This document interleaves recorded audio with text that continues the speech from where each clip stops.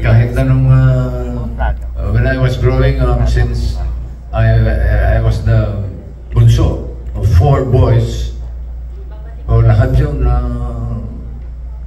kailangan pakinggan ko eh. Lumaki akong ganun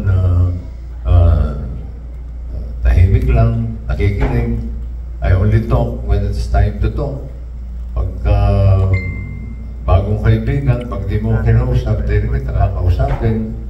Pero pagka komportable na ako, pwede na tayo magkwentuhan. I'm more of, I won't say naman an introvert. I'm shy type lang. Mahihayin ako, even kahit bata-bata pa ako, mahihayin ako.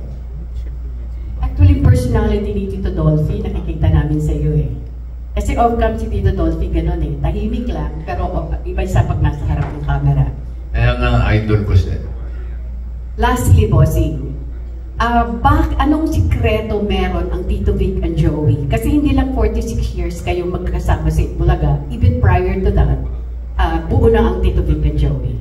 Kung di ko nagkakamali, more than 50 years na kami magkakasama. We started out sa Discorama. Student Canteen. Inabot din. Nabuta namin yun, Student Canteen pati. It's a variety show with Bobby Ledesma. We started out, tapos nag-pinshit kami sa Student Canteen. Tapos hanggang sa may nag-offer, noontime show, tinanggap namin. Tapos we had school bukol, tapos we went separate ways. Meron akong okay ka-ferry ko, sila Joey, may todas. But yung main bahay namin is Itbulaga. Marami kami pinagdaanan, maraming pagsubok. Nandun yung hindi kami sumisweldo dahil walang benta. Tiis-tiis lang dahil kumbaga parang napamahal na sa amin yung programa. So we just had to go on and on and on and on. So hanggang ngayon, buo yung respeto namin sa isa't isa. At tulad kami ni Joey, magkaibigan kami pero ang tratuhan namin para magkapatid. Kami ni Tito, magkapatid kami pero ang tratuhan namin magkaibigan. So yun yung bond na yun, mahirap ng tibagin. Thank you, bossing. Lastly, kay Mr. Marcelo. Mr. Marcelo, now that Vic is now part of the company, part of pinakabagong brand ambassador ng Barley, Santee Barley, ano expectation niyo sa kanya? Well, alam nyo, ang alam kasi ng marami, Santee International, selling ang quality product ng Santee Barley Grass.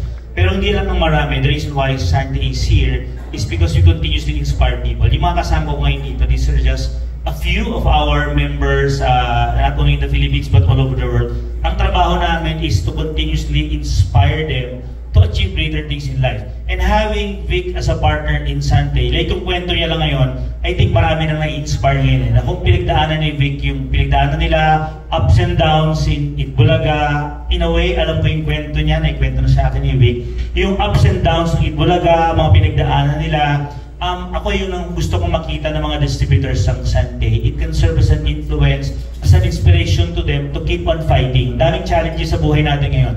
Kung hindi mo makakasama yung grupo who always strive to achieve greater things in life, babagsak lang talaga tayo. And I think Vic will be a good example and inspiration to our team, and it will continue to inspire them to achieve greater things in life and achieve their dreams in life. So yun ang nakikita kong magiging malaking tulong ni Vic sa amin, ni Bossing. More than just endorsing Santee Barley, is being an inspiration to the entire Santee family globally.